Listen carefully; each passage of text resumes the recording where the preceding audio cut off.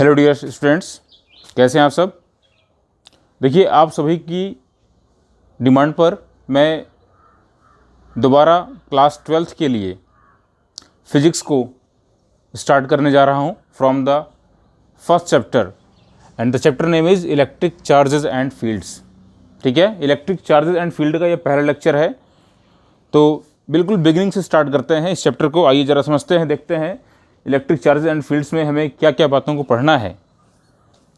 देखिए, 12th standard के लिए जो फर्स्ट चैप्टर है इलेक्ट्रिक चार्ज एंड फील्ड, ये चैप्टर एक तरीके से बेस है इलेक्ट्रोस्टैटिक्स और मैग्नेटिज्म के लिए। इलेक्ट्रोस्टैटिक्स एंड मैग्नेटिज्म दो ही ब्रांचेज हैं जो हम लोग बेसिकली स्टडी करते हैं। थोड़ा सा मॉडर्न फिजिक्स आया है इस चैप्टर में। आइए ज़रा देख लेते हैं कि हम लोग क्या पढ़ेंगे, कौन कौन से टॉपिक्स हैं। अभी आज के इस लेक्चर में हम लोग जानेंगे डिटेल में पूरी जानकारी।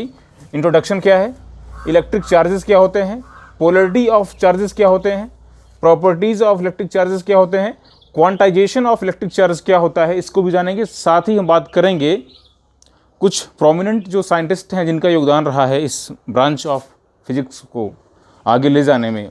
और इलेक्ट्रिक चार्जेस की जो यूनिट्स होती हैं, कूलम ही नहीं और भी कई सारी यूनिट्स हैं, उन सब को हम लोग डिस्कस करेंगे। थोड़ा सा ये ज़रा देखते हैं इलेक्ट्रिक चार्ज, ये जो वर्ड है, इस वर्ड की उत्पत्ति कहाँ से हुई, सबसे पहले हम समझेंगे इस चीज़ को।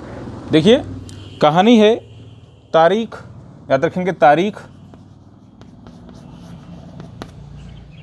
600 BC के अराउंड के आसपास, इसी के अराउंड की बात है।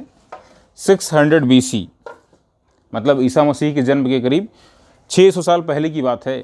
एक ग्रीक दार्शनिक थे थेल्स एक मैथमेटिशियन भी थे और उन्होंने मैथमेटिक्स की पहली वेल नोन थ्योरम दी थी, that a circle is bisected by its diameter. ठीक है, तो थेल्स ने यह देखा कि जब अंबर नामक एक मटेरियल को उन्होंने रब किया कैट के फर से ना, so whenever amber is rubbed with the cat's fur, then it acquires property of attraction some tiny articles like the bits of paper। जब अंबर को बिल्ली की खाल से रगड़ा गया तो उसके अंदर छोटी छोटी वस्तुओं जैसे कि कागज़ के टुकड़ों को अपनी ओर अट्रैक्ट करने का टेंडेंसी आ गया। इन दैट केस उन्होंने बोला मटेरियल हमारा इलेक्ट्रीफाई हो गया है। डियर फ्रेंड्स, ये कहानी 600 BC के आसपास की है, जो थेल्स ने सबसे पहले देखा था। थेल्स ने उस टाइम पर अगर देखा जाए, ये जो अंबर वर्ड था, अंबर जो मटेरियल था जिससे हमने कैट के फर से उसको रब किया था, रब करने की वजह से उस पर अंबर चले आए थे उनकी लैंग्वेज में, और अंबर को ग्रीक लैंग्वेज में कहते हैं electron. Okay, so in Greek language amber is called electron. So in this way the word electricity came into existence and now we use। ये पहली बात है। सबसे पहले थेल्स ने इस बात को देखा था इलेक्ट्रिक चार्ज की इस प्रॉपर्टी को, लेकिन उन्होंने इसको चार्ज नहीं कहा था। उन्होंने बस ये कहा था कि मुझे ऐसा लग रहा है कि जब हमने रब किया तो उस पर से कैट्स के फर पे जो है वो अंबर के पार्टिकल्स ट्रांसफ़र हो गए, दैट्स वाई ये जो है इस तरीके से ये अट्रैक्ट कर रहा है। आइए आगे बात करते हैं। करीब करीब 2500 साल बाद, 2500 ईयर्स लेटर, अराउंड 1600 AD, 16वीं ईस्वी के आसपास की बात है। डॉक्टर गिलबर्ट, नाम नोट कर लेंगे,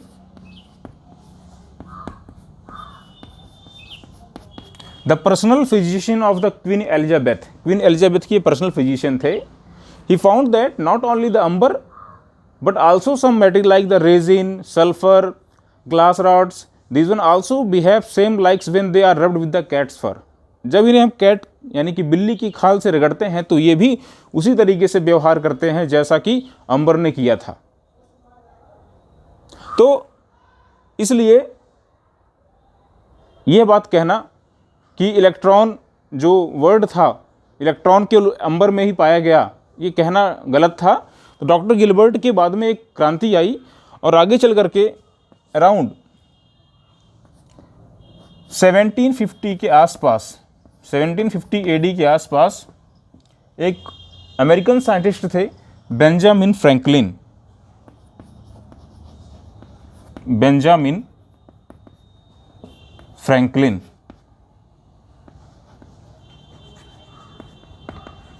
तो बेंजामिन फ्रैंकलिन ने ये देखा कि जो है कि रियल में इलेक्ट्रॉन जो वर्ड है, ये इलेक्ट्रॉन जो ट्रांसफ़र हुए हैं उन्हीं की वजह से मटेरियल के पास में चार्ज आया है। और इन्होंने ये देखा कि इस शताब्दी की बात ये रही विशेष कि जब इन्होंने देखा कि सिल्क के थ्रेड से, यानी कि सिल्क आप लोग समझते हैं एक फाइबर है, इससे ग्लास की रॉड को रब किया जाए और इसी सिल्क से यदि प्लास्टिक की रॉड को रब किया जाए तो दोनों को पास ले आने पर क्या होता है, दोनों रॉड आपस में अट्रैक्ट हो जाती हैं।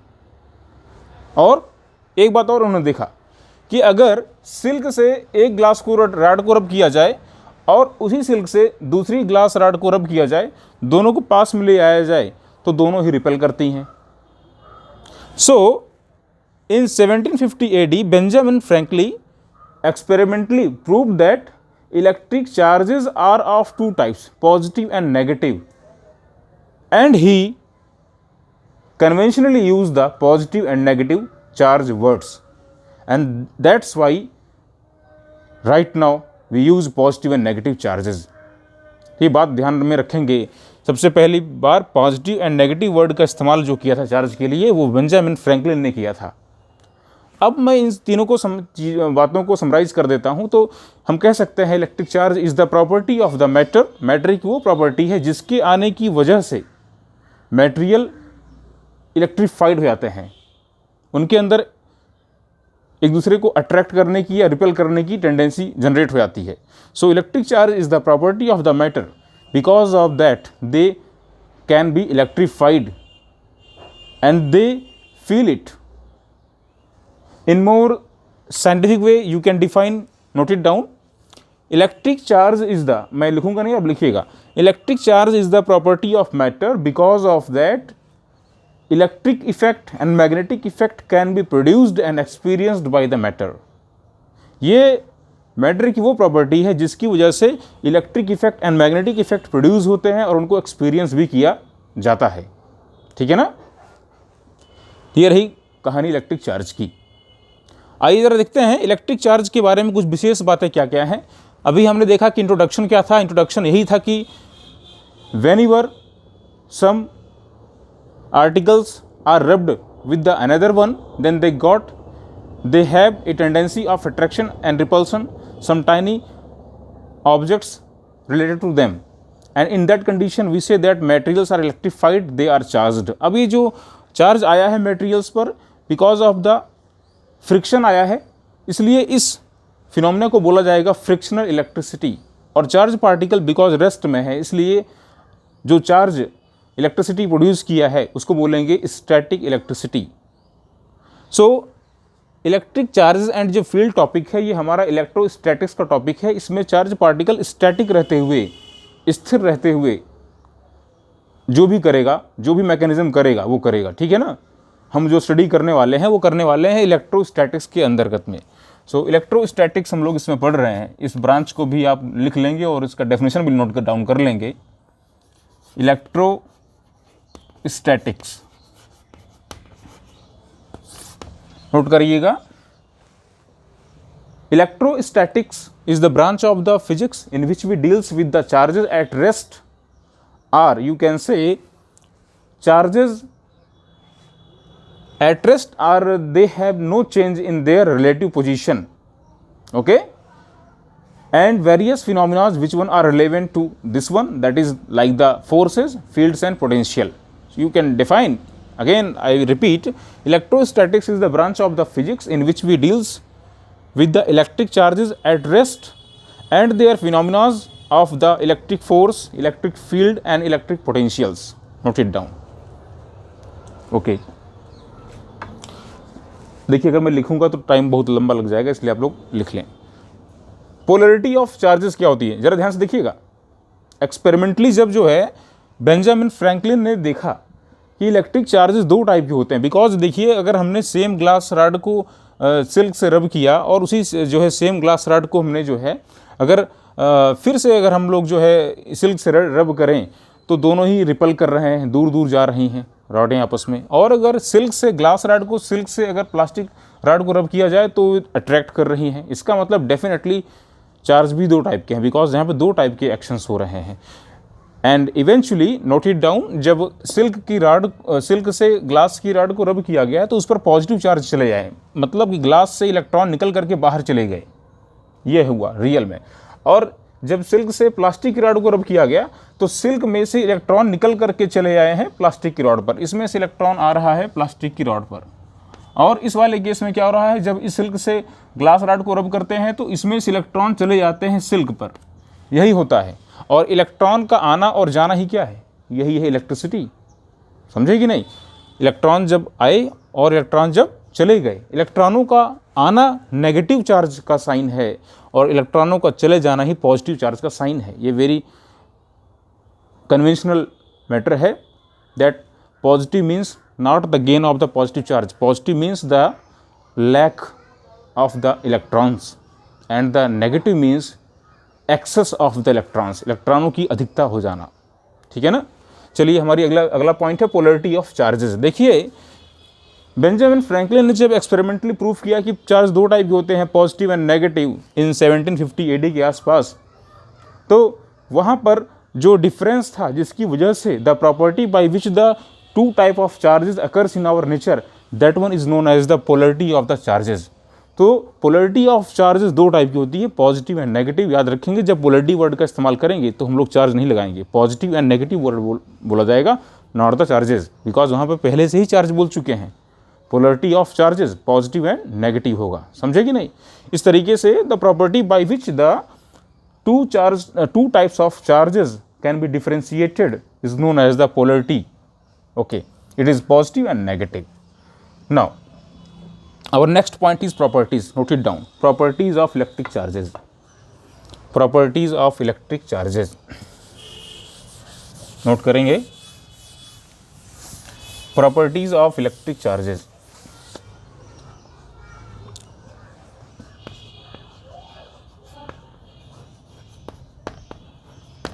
सो फर्स्ट प्रॉपर्टी क्या, देखिए ध्यान से, अब लिखिएगा, मैं लिखूंगा नहीं। फर्स्ट प्रॉपर्टी ये है कि इलेक्ट्रिक चार्ज अपने आप में एक मास इंट्रिंसिक प्रॉपर्टी है, ये मास होने पर ही एग्जिस्ट करता है। किसी भी बॉडी में जिसमें मास रहेगा उसी में एग्जिस्ट करेगा, without mass it can not exist, ये पहली प्रॉपर्टी है।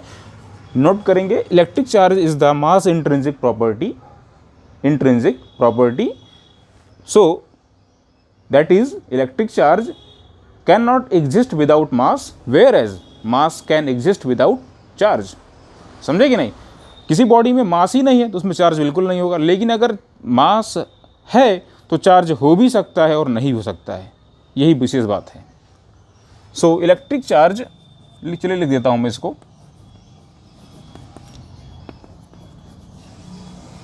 Electric charge can not exist without mass.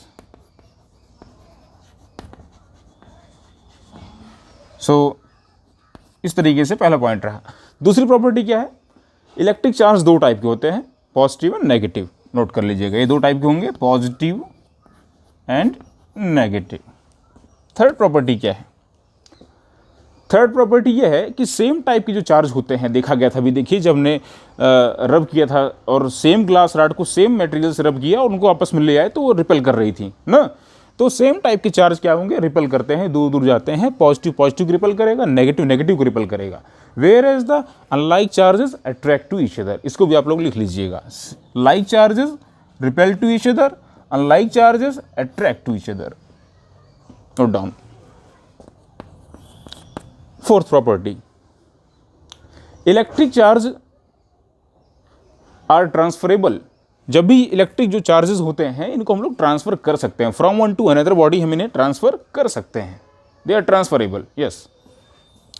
Property number 5, electric charges जब ट्रांसफ़र होते हैं तो बॉडी का मास भी चेंज होता है, आप जानते हैं। इसको लिखाने की ज़रूरत नहीं है, मैं लिखाऊंगा नहीं इसको, ठीक है, ये पहले से बोल चुके हैं तो फिर क्यों दोबारा लिखाया जाए। अगली प्रॉपर्टी आप नोट डाउन करेंगे, electric charge of a body is independent of its speed. ये वेरी इंपॉर्टेंट पॉइंट है। Electric charge of a body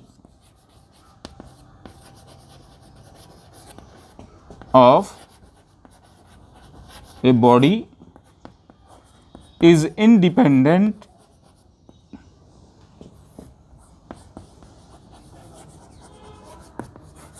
of its speed। Body का स्पीड चेंज होगा तो चार्ज में कोई चेंज नहीं आएगा, सीधी सी बात है। बॉडी चाहे स्लो चले चाहे फास्ट चले, उसके चार्ज में कोई भी चेंज नहीं आएगा।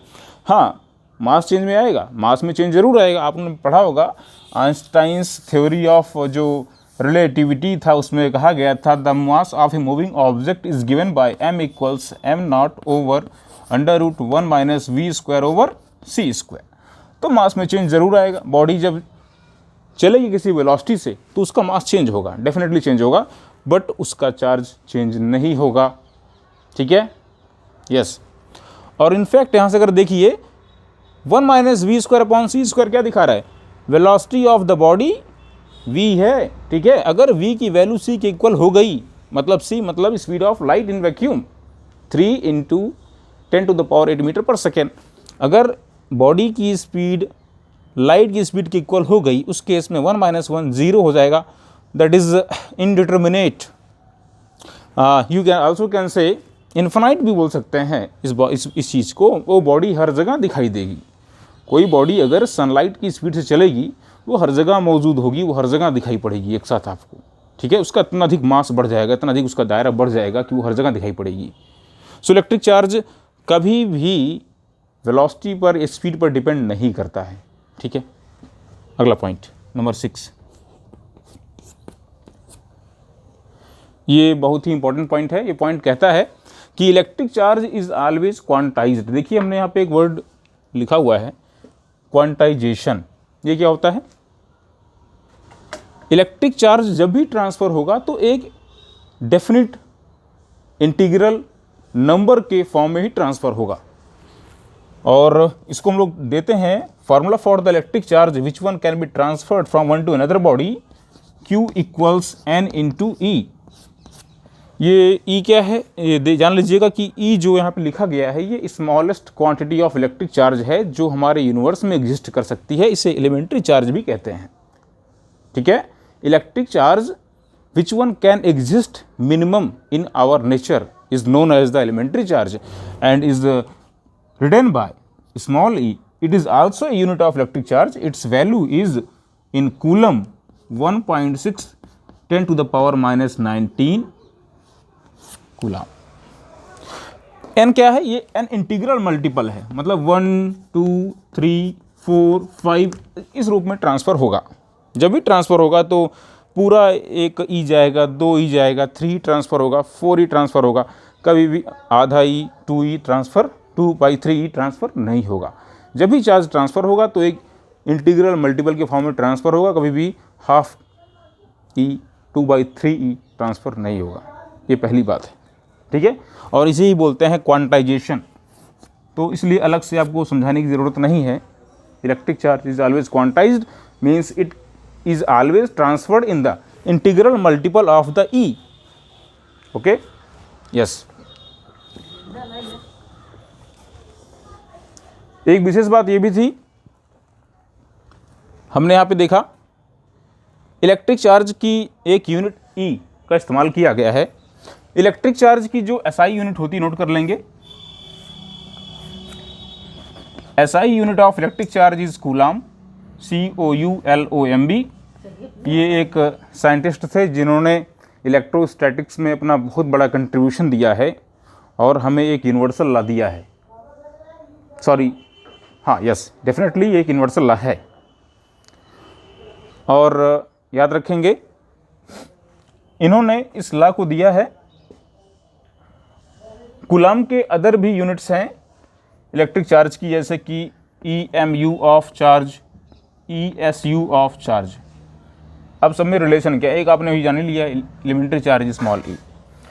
सो 1 coulomb is equal to 3 into 10⁻9 ESU of charge is equal to 1/10 EMU of charge. इस बात को आप लोग नोट डाउन कर लें। बाकी आप एक इलेक्ट्रॉन की जो चार्ज की वैल्यू है ई मतलब स्मॉलेस्ट चार्ज है, चाहे पॉजिटिव चाहे नेगेटिव। इलेक्ट्रॉन लिया जा रहा है, नाम दे दिया गया बिकॉज इलेक्ट्रॉन एलिमेंट्री है, और वही मटेरियल के इलेक्ट्रिफिकेशन के लिए, ट्रांसफ़र के लिए रिस्पॉन्सिबल भी है ना। इसलिए ई भी अपने आप में चार्ज की यूनिट है, and 1 E equal to 1.6 10⁻⁻19 coulomb. Point number 7 जो लास्ट पॉइंट वो ये है, यही जो मैंने बताया आपको भी, कि जब भी चार्ज कोई मटेरियल इलेक्ट्रीफाई होता है, उस पर चार्ज आता है, तो उसको इलेक्ट्रीफाई करने के लिए केवल और केवल फ्री इलेक्ट्रॉन्स ही रिस्पॉन्सिबल होते हैं। बिकॉज इलेक्ट्रॉन्स को न्यूक्लियस के अंदर देखिए क्या है, प्रोटॉन है और न्यूट्रॉन है। अब इसको बाहर निकालना अच्छी बात नहीं है ना, आसान भी नहीं है। इलेक्ट्रॉन बाहर इवॉल्व कर रहे हैं, तो इलेक्ट्रॉन्स को ईजिली हम लोग एनर्जी दे करके, एक्साइट करके बाहर ले जा सकते हैं। तो इसलिए only the free electrons of the materials are responsible for the electrification. ठीक है, चलिए आज के लिए इतना ही, बाकी बातें अगली क्लास में। Thank you.